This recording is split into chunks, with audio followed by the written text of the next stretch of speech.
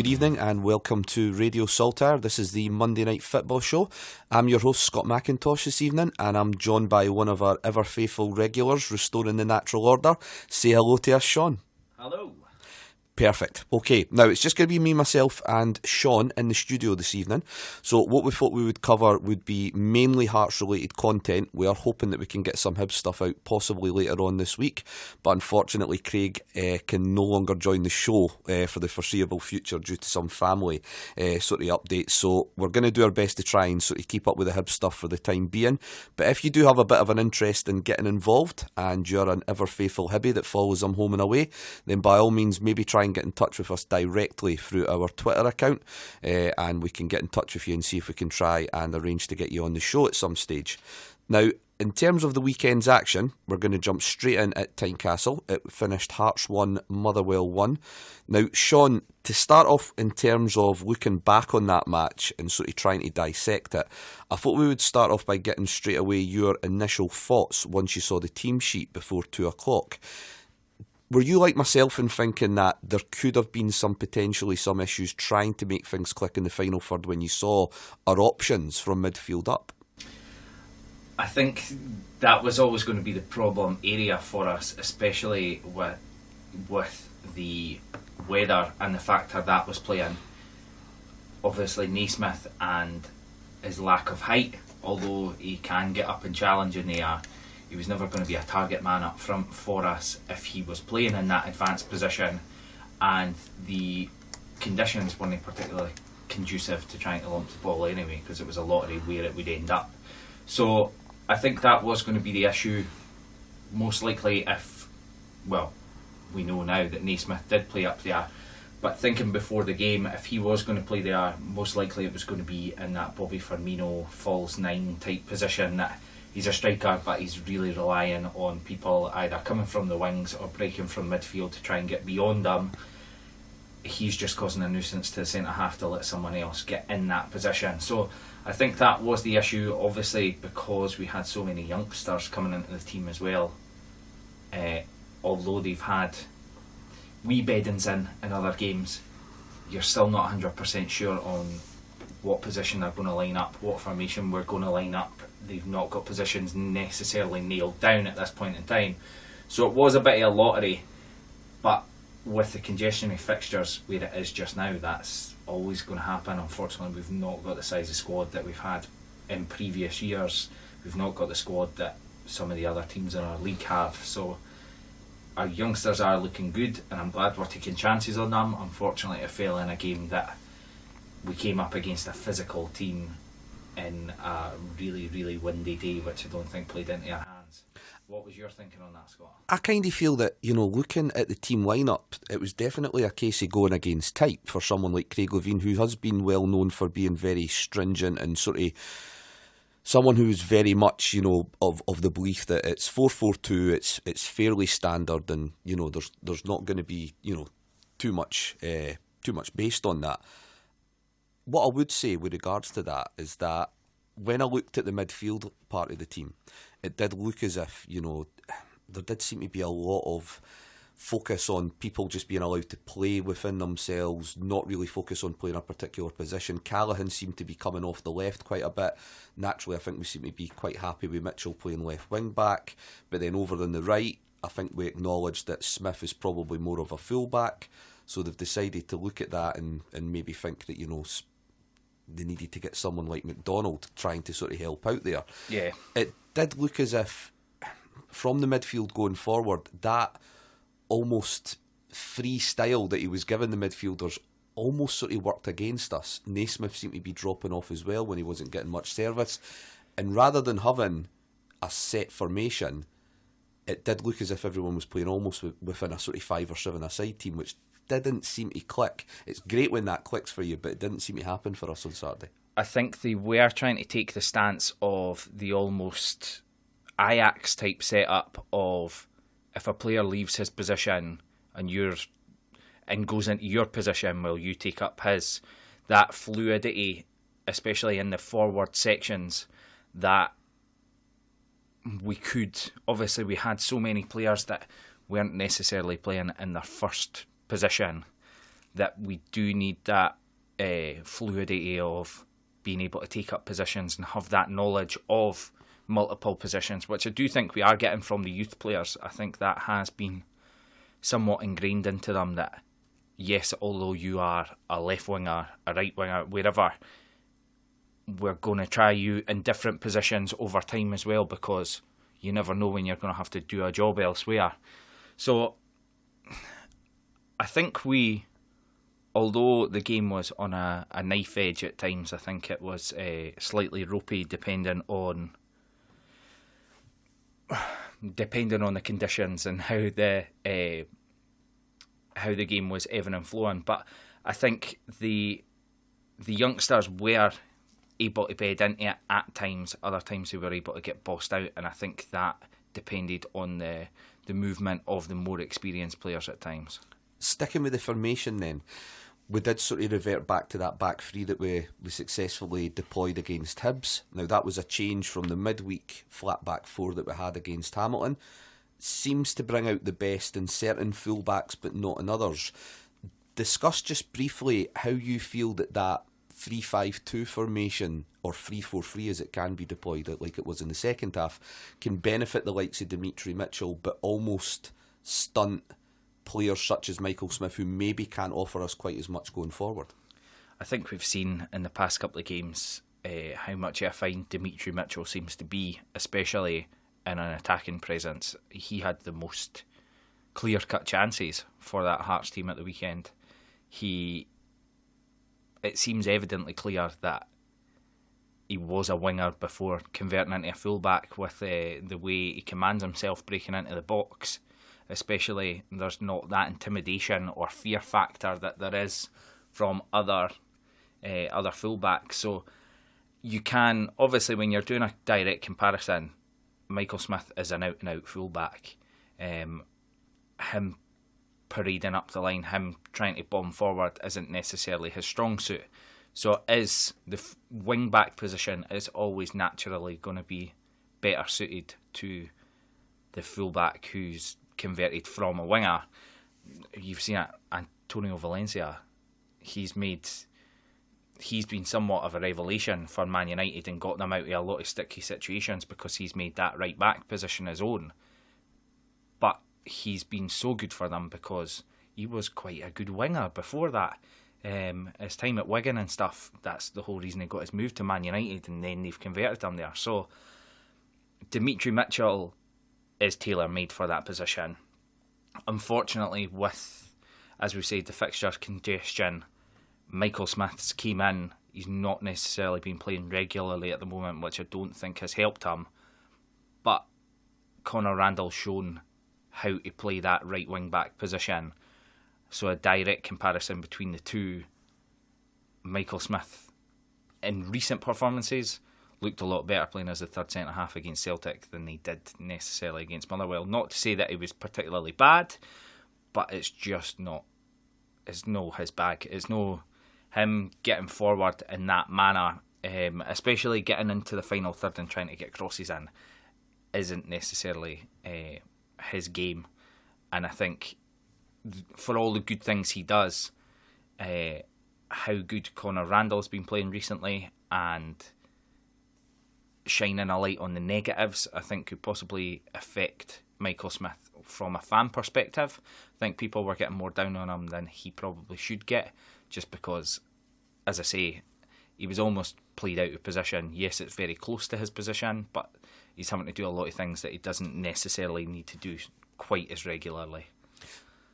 Given then that we're going to have quite a large spotlight on Hearts this evening, due to the numbers in the studio, I felt that we could sort of try and intersplice a little bit of the transfer activity that we're hoping for between now and Wednesday evening, and try and add that into our analysis of Saturday's game. Now, given that we've just discussed it at length, the full-back options and whether we feel that we're going to get the best out of certain players in a full-back position or a wing-back position, and the fact that we seem to have left ourselves with only 3 recognised centre-halves now that Daniel Bauer's been let away to Albion Rovers for the rest of the season, and Christian Novak is also moved over to Greece permanently.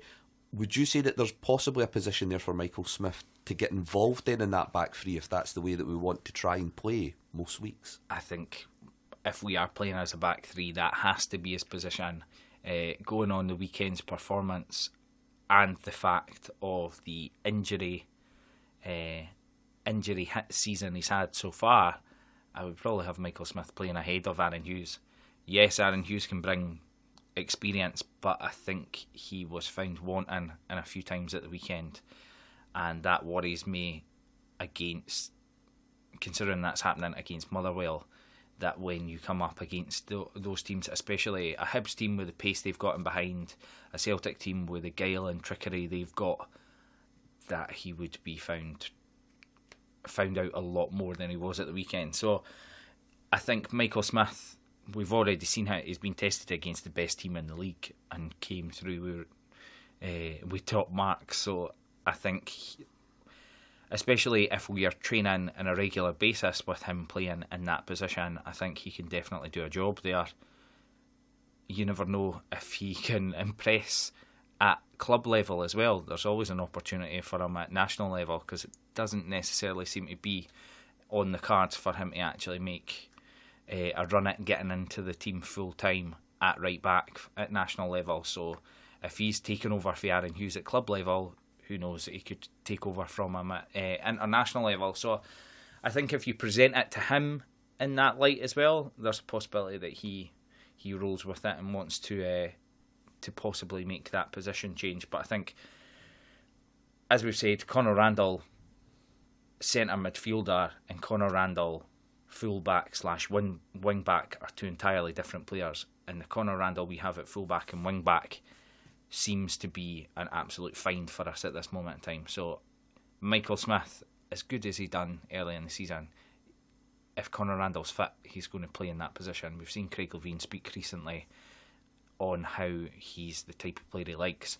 So Michael Smith purely being used there. I don't think he's going to be moving on at any point in time, and I don't think we could get a player as good as Michael Smith in multiple positions we could get in at this point in time. With we see the headaches that Craig Levein's came out and said he's had with the transfer window at the moment. So him stepping in as the backup centre-half or the third centre-half at this point in time seems the logical move for me, and I think probably suits Hearts best as a team. Sticking with Dimitri Mitchell then, seeing as we're still talking about the wing-backs just now, I felt that some of our best plays seemed to come through Mitchell and Naismith again on Saturday, and there was naturally the positives that you can bring from that, which is getting to see players make an instant impact on the team, considering that they're maybe about a week's worth into training with their new teammates. The flip side of that, though, was almost this, I don't know if it's just me, but this recognition that we've possibly signed two players that are on almost maybe a different wavelength to some of the rest of the team. And, you know, without sounding disrespectful, we've got some triers and we've got some, you know, very committed players and willing players such as Ross Callaghan. But there's times on Saturday it looked as if there was a failure to communicate, and in situations where Naismith and that would be playing at a higher level and depending on the other person just knowing instinctively what they're going to do, the moves seem to break down because, you know, I think Ross Callaghan gets in some great positions, but the unfortunate thing is the final product doesn't seem to come along with it. Did you notice that at all? Because it seemed very evident in the second half that Naismith was dropping deeper and deeper, kind of almost similar to what Tony Watt ended up doing throughout his Hearts career last season. And sometimes you just think, is that the frustration? He just not quite clicking with some of your new teammates? I think it is. It almost goes back to that Michael Stewart thing of him saying he was training with players and playing with players at Man United who were on the highest level. So when he drops down, he plays the ball that he'd be expecting those players to make, and the other players just aren't quite on that wavelength. Sam turned to me, I was thinking the same thing at the time, but he turned to me and said, do you think Naismith sometimes has to remember that he's playing for Hearts and no Everton? And it is that situation of, if you're expecting a top Premier League player to be doing something, you play the ball for them. If it's a lower standard, you can't necessarily assume that they are going to be thinking the same thing you're thinking. So it could be a problem this season. However, I think with the amount of youth we have in the team just now, especially for Naismith, where most likely it is going to be a limited time frame that he's going to be there, I could see the chances of us getting Dimitri Mitchell for a further season on loan. Whether it can go any further than that, who knows? But especially for Naismith, if we can get him training on a regular basis with the players who are going to be making the breakthrough this season and next season from the youth team, that can help elevate the level of play from them, because at that such a young stage, your brain is a sponge. You are just more receptible to learning things about the game and just in general life. So if you've got him there setting that example and putting these ideas across to them, most likely quite a few of them are going to carry that on, which you would hope will raise the level of the Hearts team.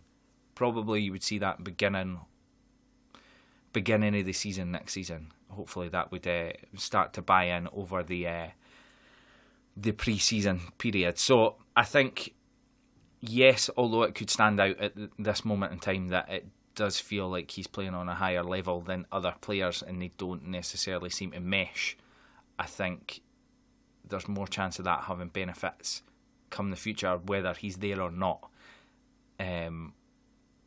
I think Harry Cochrane, players like that, it can only be a huge thing for them in influencing their game. And if that then breeds, although we've only got 1 or 2 players on his wavelength just now, if when he leaves we've got 4 or 5 younger players who have got to his wavelength, well, that's 4 or 5 who are playing at a higher wavelength than the majority of other players. So I'm trying to look at it that philosophical and positive way and hoping that is the case. But yes, there is times where you think he's playing that ball thinking he's playing the ball to Ross Barkley as opposed to Ross Callaghan.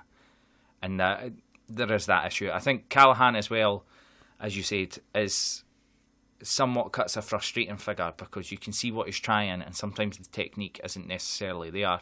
I think with how late he came in and the difference in the role he has to play for Hearts compared to his role at Wraith previously, I think the summer could be a big thing for Ross Callaghan. If Craig Levein can get his hooks in him and say, look, we want you to play this role, because I think he's trying to be a bit of a jack of all trades at this point in time. But ended up masters in none. Yep, and he's not a finisher. We've seen that. He's had multiple times. Yes, he could have won us 2 penalties at the weekend, which is great. But I think once he's got that thing nailed down and Craig Levein and whoever else in the coaching team can focus on what we need him to be doing, I think he is good enough and dedicated enough that he can excel compared to where he is just now. But I think it could be, once again, like I said with the youth players, it could be early next season that we see the proper fruits of that bearing compared to the performances we're going to see for him for the rest of this season. Just turning back then, with regards to Naismith and Mitchell, do you think that it's going to be easily remedied just by getting Lafferty back in the team and switching Naismith over to that front three in a 3-4-3 formation? Do you think that Kyle Lafferty, they have played together at Rangers and potentially for the Norwich under-23s, but do you think that Kyle Lafferty is the perfect foil, or do you envision us bringing in another forward with the view being that we need somebody else up there that can offer us something a little bit different? I think the key thing is that we have multiple options that we can play with. I think Kyle Lafferty should be able to give us that option. Whether or not all this speculation at the moment is going to cause issues is another thing entirely. How many times have we seen it previously? I mean, look how, yes, it's not at the same level, but look how a player with such promise like Saido Berahino has just been ruined by transfer talk. Really, really ruined. So it's one of those things that it could be that we just... Look, let's be honest, Kyle Lafferty has become a bit of a cult figure because of the role he played and how he came in. I'm scoring a goal against Celtic.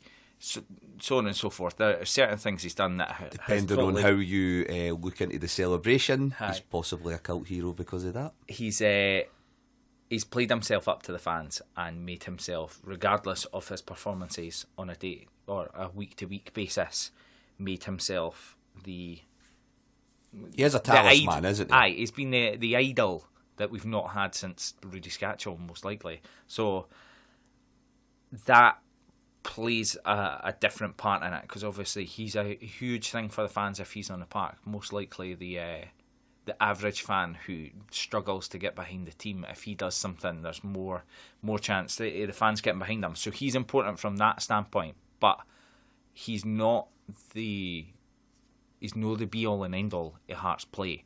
When he's played, there has been times where where it's been justifiable that he's dropped out and Ismas came in, or Callahan, we've had other options coming into the team, because he's not been phenomenal for us this season. He's done a job, and a good job at times, but I think for us to have another option who is suited to the Scottish League at this point in time is important for us, because Isma had a good goal ratio and could come up with the odd great thing, but really wasn't suited long term to our football. And the business we've done for him is great, but it's important we get someone in, because I think purely relying on Lafferty, yes, I think he'll be a better player with having Naismith there and having a few other players, especially being able to have some pace to get past him or get crosses in from the wings can be a big thing as well. He could prosper coming back, but I think to have another option, one, to drive him on, and two, to have an either plan A and Lafferty's plan B, or have a plan B to Kyle Lafferty, is a hugely important thing. I think that's more important than how Kyle Lafferty and, say, Stephen Naismith link up. Seeing as you just mentioned Goncalves there, I just wanted to get your thoughts on his departure. I know you've kind of briefly touched on it there. For me personally, I think it's a bit of a shame. I wouldn't argue that it hasn't been a decent bit of business, so we haven't made a loss on it. But do you feel that maybe to a certain extent, because of the way that Hearts have struggled to find replacements, whether that be for John Robertson, sounds mental that you're still having to stretch that far back, but those types of forwards, we've struggled to bring them through the youth system. The one player that could have potentially done it, we release and signs for our rivals.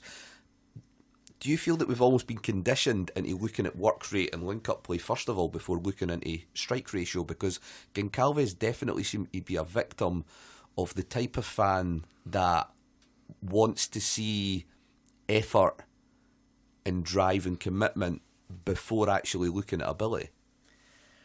I think you have got somewhat a point there, and I do have to agree on the majority. I mean, I think a lot of other teams, players like Graham Weir, or there's been multiple ones, wouldn't have played anywhere near as much first team football as they have done at Hearts, because they've just gave their all for the cause.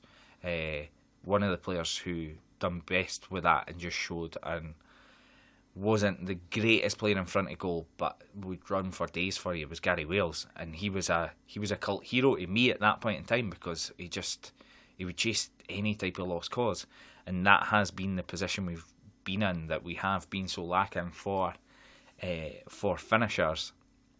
So yes, there is a part of that, but at the same time, Isma made Berbatov look quite mobile at times. There was times I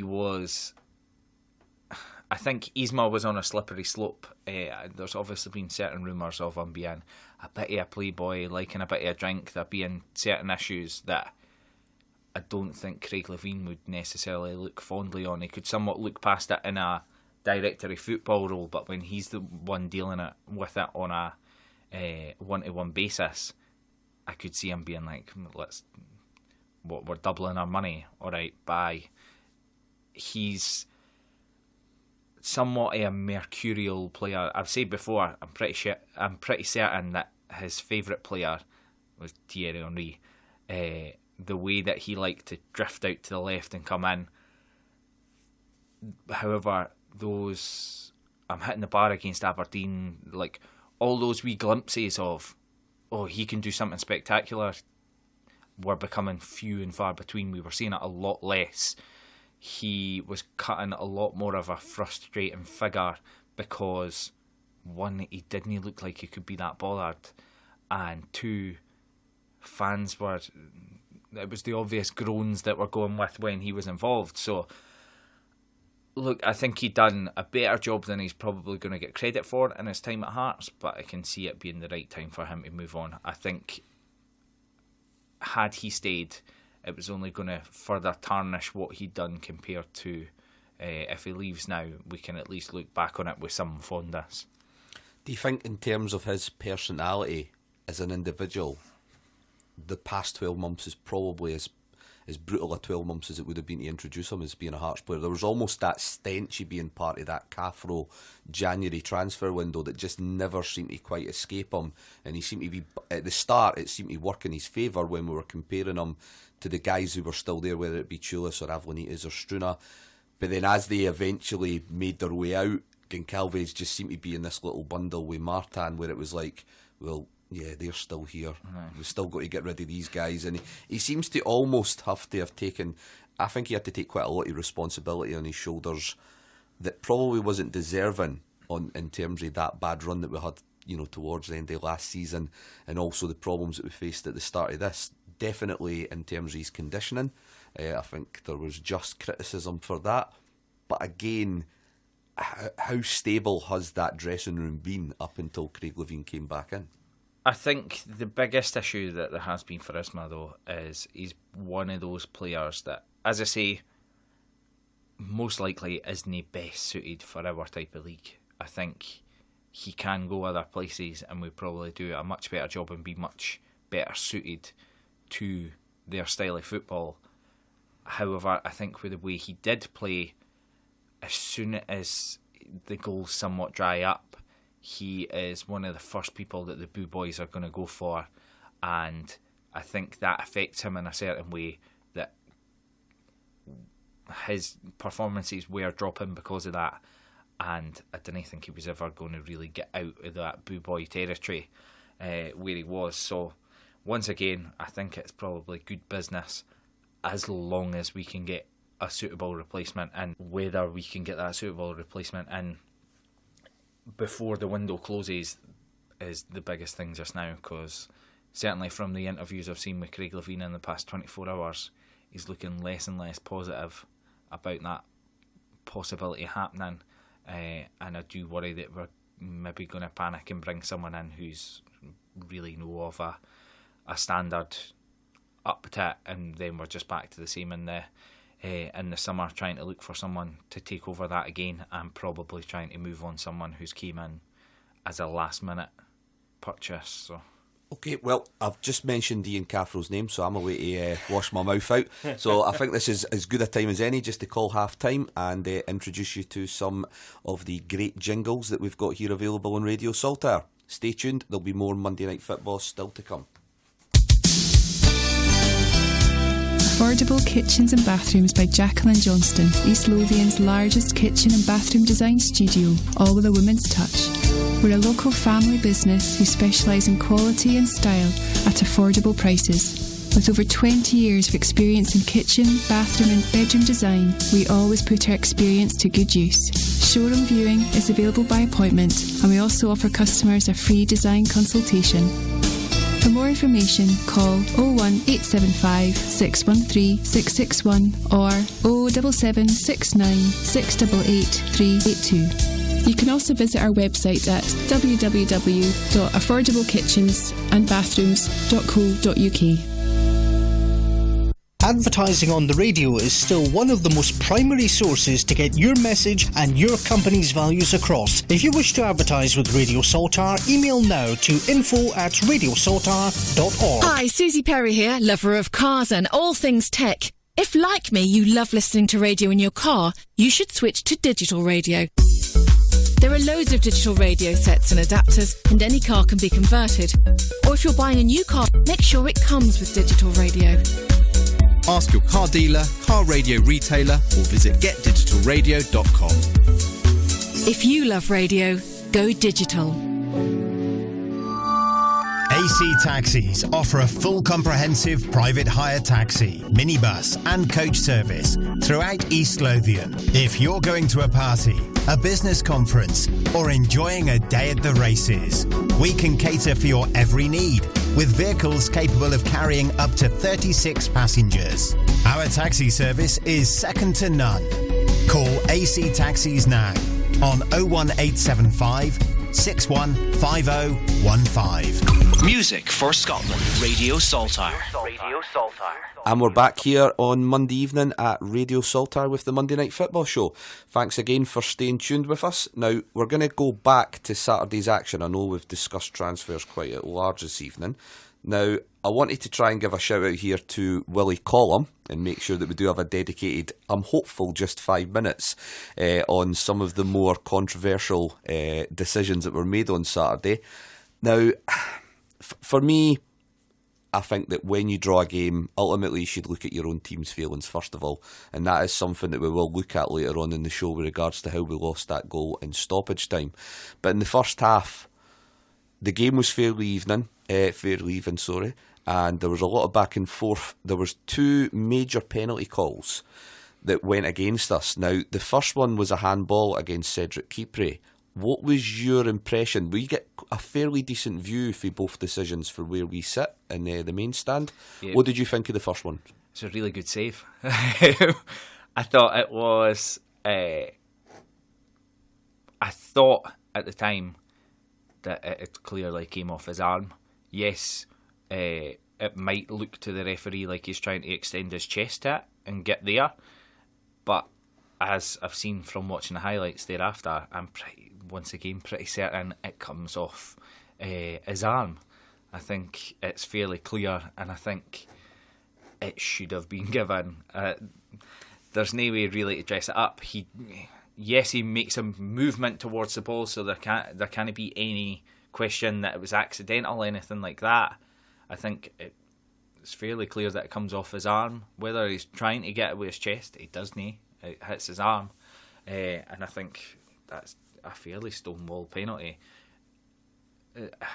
Whether or not he wants to book him, there is maybe slightly a question with that, because it is just he's trying to go with his chest and he gets it wrong. But I thought it was a stonewall penalty. What about yourself? I have to admit, I still can't make my mind up. I've seen it now, and now what I would say is, regardless of whether I do think it's a penalty or not, I've got complete... I can't believe I'm going to have to say this, but I do empathise with Willie Collum purely because I don't think from his position he can be 100% certain that that's been a handball, or whether it's been a case, even if he sees it hitting the arm, whether it's been a case of arm going to ball rather than ball hitting the arm. So I think on that one, I would like to cut him the benefit of the doubt, because I've seen it replayed a few times and I still can't make my mind up over it. I think that he wasn't going to be helped by his linesman in that, and the fact that there had been 2 times previously in the game where the ball had clearly went out for a Hearts throw-in and he had tried to give it the other way. One that got given the other way, I got given for Motherwell, and then there was another time that Willie Collum overruled him, just to show how bonkers the decision the linesman was making. So, yeah, he was better suited to being an extra in the Hills Have Eyes than a football linesman, I think. I think he, even if the linesman had said something to him, given the decisions previously, I don't know if he would have had the faith in him to go from it. So that causes an issue as well. But you see, it's that ongoing thing with the VAR that it's still down to judgment calls. But seeing that replay there, I'm pretty certain. I think after seeing the Liverpool West Brom game, I have got no desire for VAR to come into play. Luckily, being a Liverpool fan, I never saw any of that game. So. I mean, players just look so scared of celebrating a goal now. The fans don't know it. I just think it throws. It really does take away for the emotion of the game and why you go. I mean, I understand why some people are pushing for it, and I think the people who are pushing for it are people whose jobs and lives depend on it. So I think there's always going to be a bit of a split between the fans and, you know, the people at the clubs on whether they'll think it's a good idea. All I would say is with a fully impartial set of adjudicators, we'll say, controlling VAR, if there was VAR at that game, I doubt there could be with the terrible camera angles, but I'm pretty certain that would have been called back for a penalty to be given. Okay, well, I still think that was quite a contentious one. Let's go on to the less contentious decision, because let's be honest, it was pretty cut and dry, even watching it in real time at the game, that there was no contact on the ball.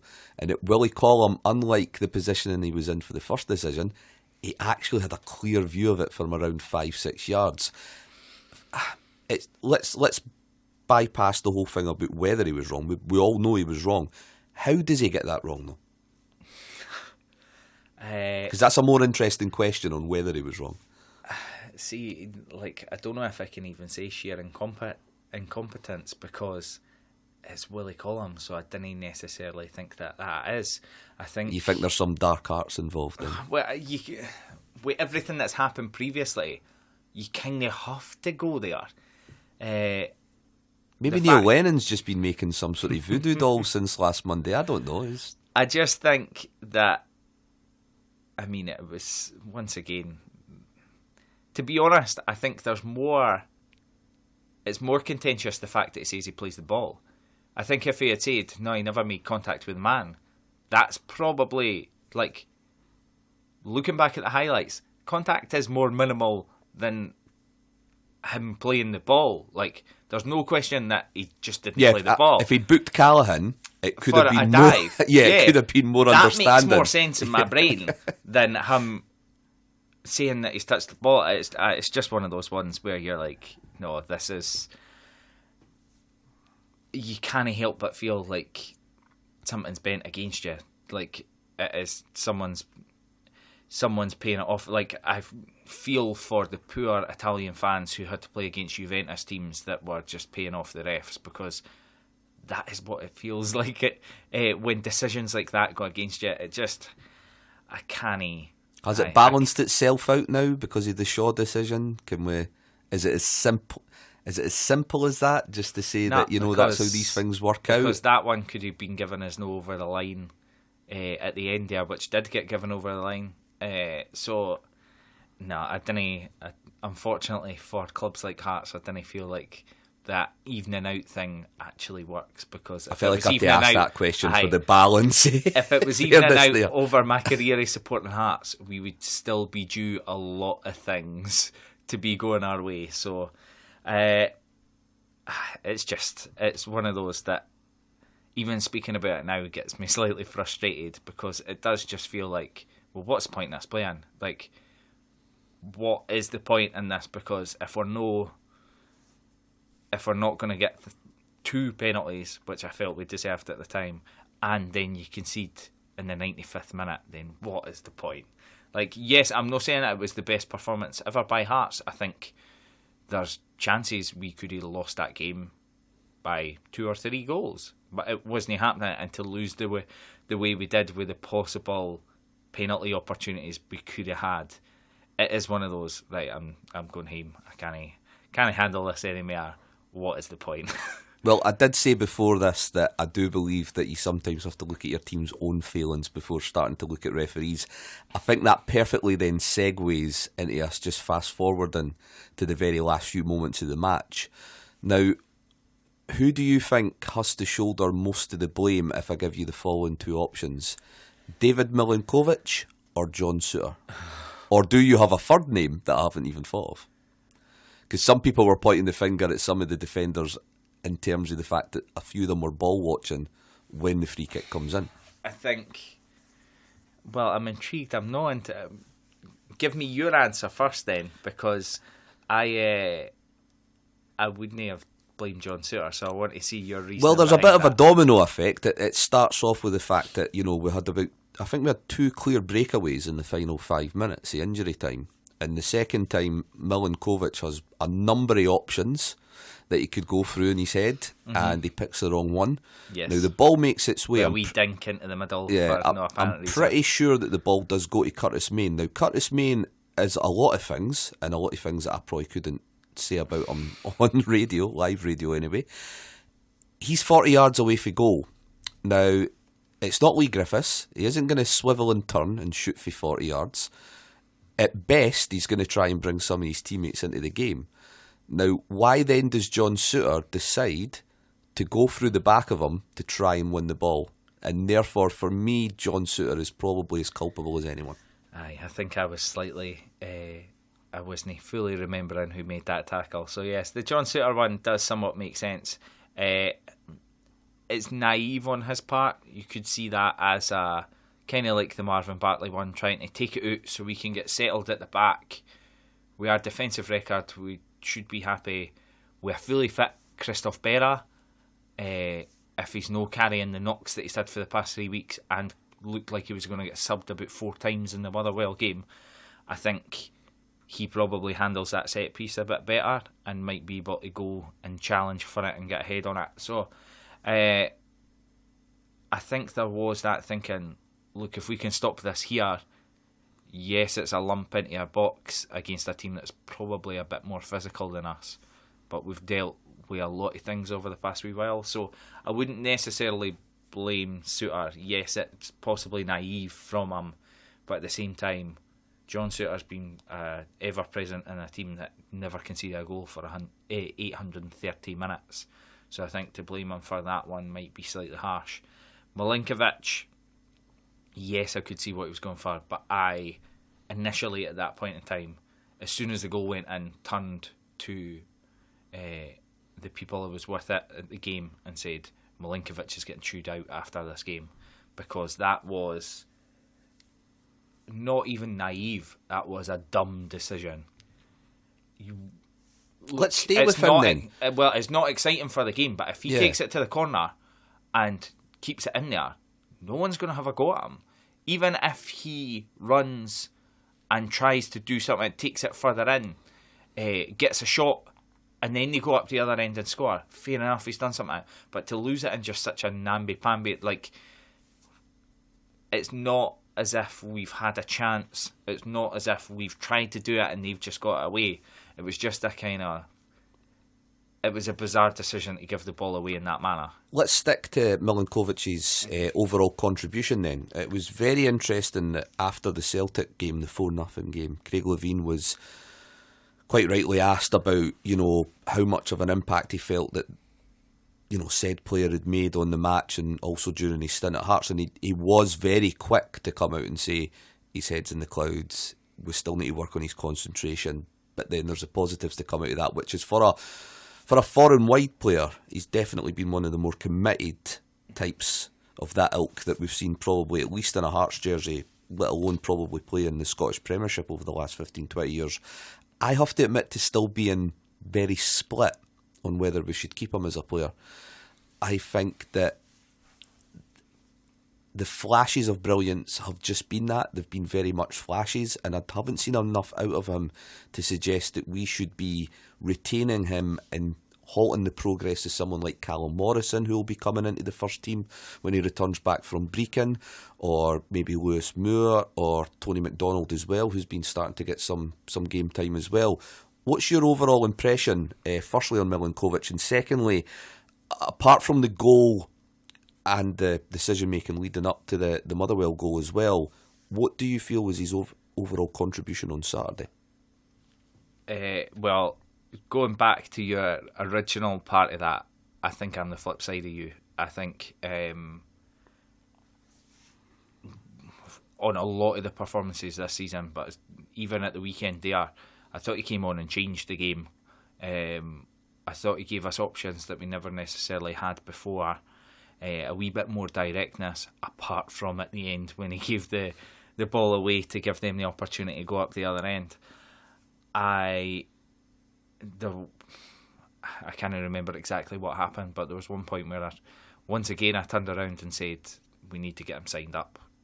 I think he's a player that, yes, once again, like we touched on with Isma, we could maybe struggle for consistency with, but I think he's seen, or I've seen from him on a more consistent basis, there's more opportunities in a game for him to do something of a higher standard than we've seen from other players.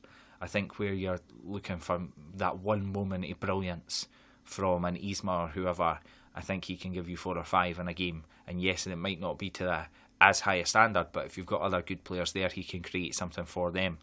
And I think, of course, the emphasis needs to stay on bringing through the youth players and moving forward with them. But Milinkovic is a different type player that we've not had in a long time, especially to a good standard, that if we have got wingers to have that directness, and even going down to his dribbling style, the fact that he's not the fastest player ever, but he seems to run at his top speed with the ball and not decrease his actual speed he's running at.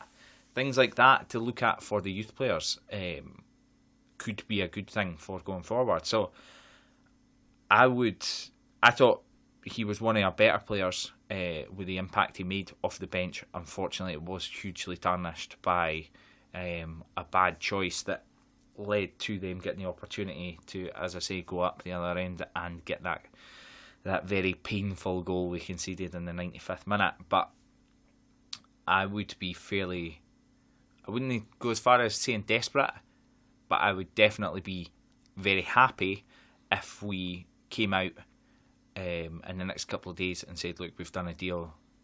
Milinkovic has signed a, say, 2-year deal at this point in time and he's going to be a Hearts player. I would be happy with that purely because I think he brings a dimension to our game that certainly I've not seen that any of the youngsters would necessarily be able to bring at this point in time. Lewis Moore's a trier.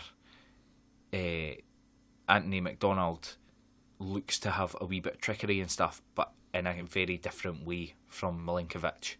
And I think he's already shown that he can do it in this league, and that's a very, very hard thing to come by. So if we've got the option to keep Milinkovic next season, I would very much like to explore that option. Perfect. Well, there's 2 more players that I want to highlight with regards to Saturday's performance. I think we'll leave our newest signing to last. So I would like to now discuss Arnold Djoum and this ever-increasing sort of groundswell from the supporters. There seems to be more and more discontent towards his performances. People not happy with how he's performing. Now, for me personally, I think you've got to try and judge the team that he plays in just now compared to the team that he came into. So when he signed for Hearts, we already had Gomez in the team, we had Boabin, we had Payardo, we had a lot of defensive, minded midfielders. We then, added Perry Kitchen in there. So I think it was easy for Arnold Djoum to almost play in an anchor role position, but then be given the freedom to almost influence the game further forward as well, run in from late, sometimes play the number 10 position, which he done well with Bjorn Jonsson for a few games under Robbie Nielsen's tutelage. Do you think that there's still time for Arnold Djoum to win over those doubters just now? Do you think that if we can bring in a defensive midfielder like we're planning on doing by the end of this transfer window, that could be the best thing to happen to Djoum in quite a long time? I think my struggle at this point in time is trying to understand the justification for the doubters. A lot of the time, I think Djoum had one of his better games at the weekend. I think there's been, certainly the Hibs game, some of his, especially the slide tackles in the centre of the park, some of the work he wasn't known for doing in his early days at Hearts has came on leaps and bounds. And yes, the getting forward, breaking into the box, getting goals, even shooting from the edge of the box might have been negated because of that. But I think he's providing a very different role just now, but still a fairly good one. He's not been as consistently a high performer as earlier on, but he's doing a necessary job that very few other players have been able to provide for us at this moment in time. So it's a hard one because I feel like I'm in the minority, but I feel like how are other people not seeing what I'm seeing and why. Am I the stupid one not picking up on these things that people are getting on his back about, but I can see exactly why he's doing it? It's a strange thing. So whether he can win them over or not, I have no idea, because a lot of the time I didn't get why people are getting on at him. Whether or not Arnaud Djoum can be a big player for Hearts in the next season or two, I think he can massively. I think whether or not he will stick about for that because of one, opportunities that may arise elsewhere, although I think a lot of that is down to agent speculation as opposed to actual team interest. But you never know, that can they do that job for a reason. Interest usually follows at some point after. But I don't know whether or not this negativity that seems to be surrounding him might play an effect at some point in time. I think he showed his committal to the cause. I mean, anyone who saw him on social media after that Hibs win, I don't think there's any doubt in how much a Hearts fan he is and how involved he wants to be. Whether or not you think his tackling on the pitch or whatever goes to show that, I mean, purely the phrase the heart of a mouse baffles me. I didn't get that. Well, if you've got a heart of a mouse, I didn't see you sliding into slide tackles against Marvin Bartley, who's been bossing other players on the park or has done in previous games. It's just, it's somewhat a baffling one for me, this one, as I'm sure anyone can tell from my answer here, because it is trying to wrap my head around. Isma, I see him being a boo boy. I see people getting on his back. Djoum, everyone can have a bad game, but I didn't think there's justification on a consistent basis. He has been brought back from injury probably early a few times as well, because of our lack of options. Yes. Craig Levein spoke before the Hamilton game saying we didn't want to have to use Djoum, and he came on and changed the game for us and managed to help pioneer a 3-0 win. I didn't ken how someone who's clearly playing through the, I didn't want to say pain barrier because I don't know if it's pain barrier, but he's not at peak conditions to be performing for us, and is still grafting away, still doing his best, and still his best is better than other options we've had previously. Once again, I didn't see the justification for it, and I think it could come back to bite us in the future if it continues to grow and becomes a thing, because we've had a lot worse players than Arnaud Djoum. I'm not saying he's the greatest player we've ever had and will ever have, but didn't cut off your nose to spite your face, because we could have a lot worse at this point in time. And who's to say we get a player who's maybe technically better than him, but isn't he willing to play half fit on a minging night away to Hamilton on what is a fairly ropey pitch? It is just one of those. As you can tell, I'm getting quite frustrated with this, and we will probably move on from this here. But that was the reason why I picked him ahead of. Well, what is your thoughts on this, Scott? Magua? Well, I mentioned to Sam last week when he asked me the question about Djoum. I feel that the thing that goes against him is he has a very languid style of play, both defensively and offensively. He doesn't move at a great pace, and I think that the unfortunate thing about that is, to some fans, I think that gives him the misconception that he's not trying. But in fact, if you look at his overall effort and his influence on the team, he's pretty much held that midfield together at times this season. And for all that Harry Cochrane and that are getting the plaudits, there's a reason why they've been given a platform to perform. It's because we have the workman-like guys like Bouabin and Djoum that, they sometimes play like they're at their own pace, and it can sometimes be a bit one-paced, which can be detrimental to the overall team. But they are good players for us, and they've been good servants. And I think sometimes, again, the fans have just lost focus of that, albeit all part of an overall malaise that's been happening around the club prior to, say, maybe the Celtic and Hibs results. Maybe that feeling towards certain players will improve because the overall team form's improved.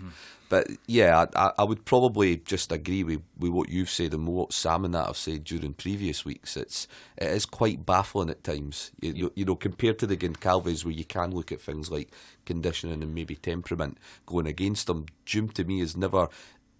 He doesn't have a self-inflated ego. Again, like you mentioned, I think a lot of it is agent talk. A lot of it is them trying to engineer moves for him for their own benefits. He doesn't strike me as someone who either swaggers about the park or training with any sort of self-inflated ego. So again, this whole African Nations Cup thing that's been booted at him quite a few times, it's one of these comments that I just can't help but shrug my shoulders to and shake my head. And if you won the African Cup of Nations, what, you're just meant to never talk about it? Yeah. Like well, you're going to be asked about it as well in press junkets afterwards. You know, there's nothing else you can do about that. I think he was afforded certain opportunities early in his Hearts career because, as you touched on earlier, of the personnel we were there, the style of play, things were a lot more settled at times, that he could look like he was trying to get on the Showboats highlight reel for the week. He could break forward and not worry about having to get back. There was certain things that affected his style of play which came in and suited us down to a T at that point in time. I'm not necessarily sure that if we had that exact style of June back at this point in time, it would suit us because we'd be so affected in other parts of our play. So I think we do have a different player now to what we had before, but I don't think that's necessarily on him. I think if he was to try and play like he played before in the Craig Levein team now, or even the Ian Castro team, he probably would get chewed out because he's leaving certain responsibilities that he needs to do now, and he is the heart of that midfield. He has to be the one who a lot of things going through. So I think it is just that short-term memory of people and remembering the glorious things and not actually realising, but what do we need just now? We saw it with Arsenal really wanted Thierry Henry back, but when the Thierry Henry they got back at that later stage wasn't there a patch on the Thierry Henry they had before. No, everything that worked previously is going to work again. It is that you need to best suit yourself at this point in time, and I think the job Arnold Jum's doing for us just now is a good job, and I don't think we should be pining too much for what we had previously because that might not necessarily work out. I would agree 100%. Let's then move on to the final point I want to make with regards to Saturday. And again, we can sort of try and end the show by talking a little bit more about transfers and who we want to see coming in. Danny Amankwa, he came on for the last sort of 20 minutes or so on Saturday. For me, it reeked of a substitution where you were just hoping that his individual talent would shine. There didn't seem to be a lot of thought behind the substitution that seemed to dictate, well, I think he'll fit in here, or this is what's going to bring out the best in the players round about him, which, you know, is natural for just signing a guy maybe 24 or 40 hours prior. Did you get the same sort of feeling by the signing? There almost seemed to be a case of, is it worth bringing him on and subjecting him to a very sort of tame debut where, you know, he isn't going to be able to make much of an impact and he is just going to cut a bit of an isolated figure up there? What were your thoughts on his general impact, and what sort of brief moments did you see in his play suggests that he can offer us something that we don't have in that final third? I think it was more a test in the water of, look, do you want to see what the worst of this league can possibly be? Right, we'll put you on in a game that's on the edge here. I think for that I would have signed him in time for the Hamilton game. Aye. But against a pretty physical Motherwell team in no great conditions, the pitch isn't in the best nick it's ever been in.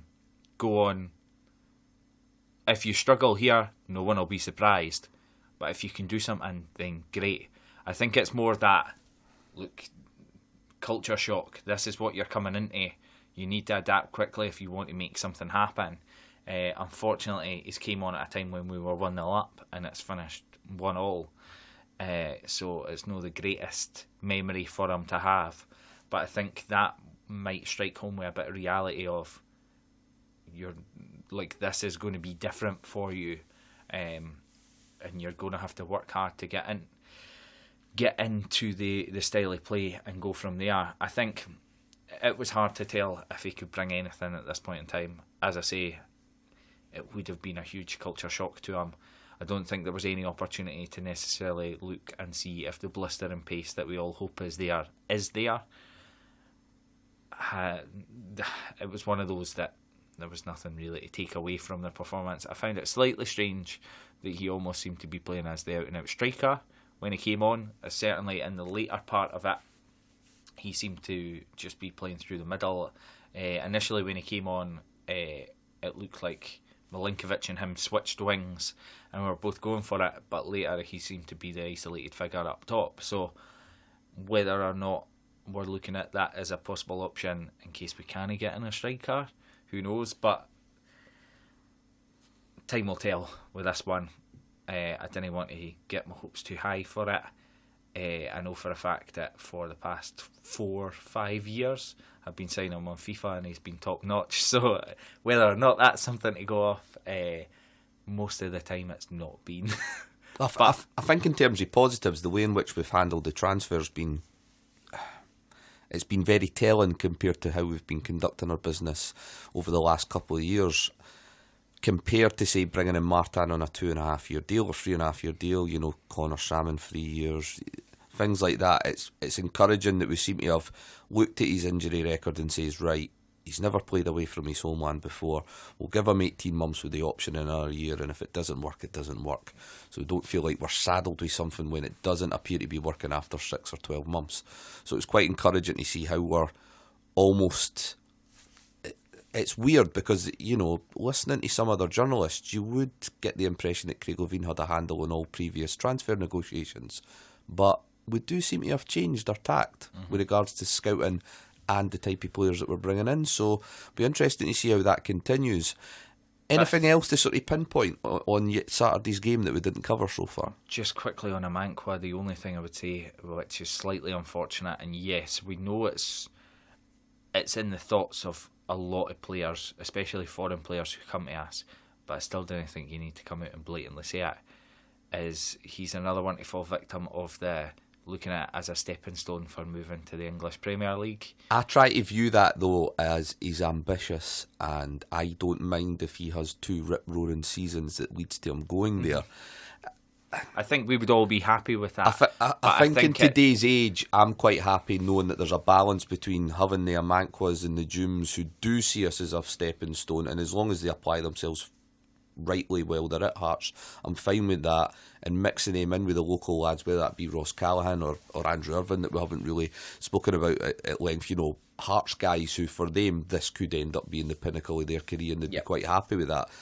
I don't really see the issue with it. I think it ends up just being a stick that's used to beat the player with when they do have a slump in form. And look, from that point of view, I probably would prefer it if he didn't say it, because I don't want him to give ammunition to the fans before he's even kicked the ball. But yeah, generally speaking, I don't have much of a problem with it. I think it's just, as you say, it is one of those things that you do.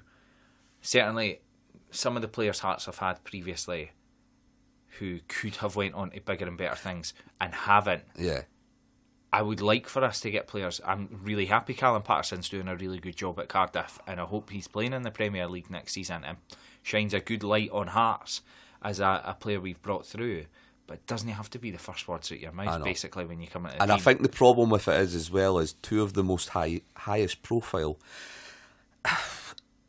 sort of examples of this over the last few years has been Juan Oshinawa and Wanma.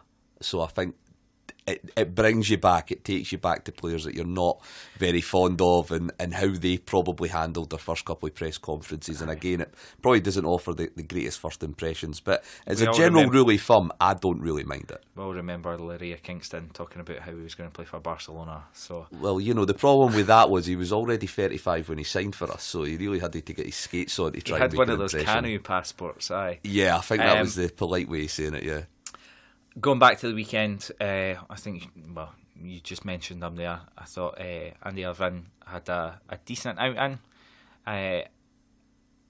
Was taking set pieces and stuff as well, although I don't think there'd been much work done on that. I think it was just a case of, because it was a bit of a mixed match of a team, I'll take it. It was just that there was no forethought into it. I didn't think there was any necessarily work done with it, so it's nice to see at least he's willing to take the mantle and go and do things like that. Slightly, I wouldn't say he's a physical specimen, but it's nice to see that we do have young players who can be over 6 foot, because they are fairly small in stature, the majority of them. And yes, Leo Messi is very small, but amazing on the ball. But there is some taller players who are good with the ball at their feet as well. So it's nice to see that we can draft one or two in. I think overall, it was one of those games that I think we probably could have won the game 3-4-0. We probably could have got beat 2-0. Coming away unbeaten in 12, I think it is now. That's a lot better than coming away with a loss. Unfortunately, the manner that we lost the goal in, it felt like a loss. But everything still needs to stay fairly positive. I think another big... So much had been made of since the Hibs game of the not conceding record as well, that for that to go in that manner was a bit of a hit. But it is... we need to not be as down on it, especially going into what is likely probably our hardest fixture or one of our hardest fixtures of the year, coming up against Celtic midweek under the floodlights at Parkhead. So we'll see what happens with that. But no, I think it is one of those that will there's only so much we can say. Yes, it was the 1-1 draw, but it could have been a lot worse for us. Well, I think we'll take that opportunity just to wrap up for the evening. Again, apologies to our Hibs listeners with regards to the fact that we haven't had any Hibs content tonight. But just in case you weren't listening at the beginning of the show, we are now starting to look for some more Hibs contributors to get involved with us. So if you feel that you've got anything relevant or important or passionate that you want to say about your favourite team, the High Bees, then by all means do send us off a little direct message on our Twitter forum. So that's at MNFitba, that's at MNFITBA. Just get in touch with us, and one of the lads from the show will get in touch with you back very quickly with regards to trying to get you involved in some future weeks. There will possibly be some changes coming up with the show as well, just due to the fact that there have been some sort of personnel changes over the last couple of weeks, and we've had almost our own winter transfer activity. But yeah, thanks very much for joining me tonight, Sean, and thanks again for all our listeners. Take care.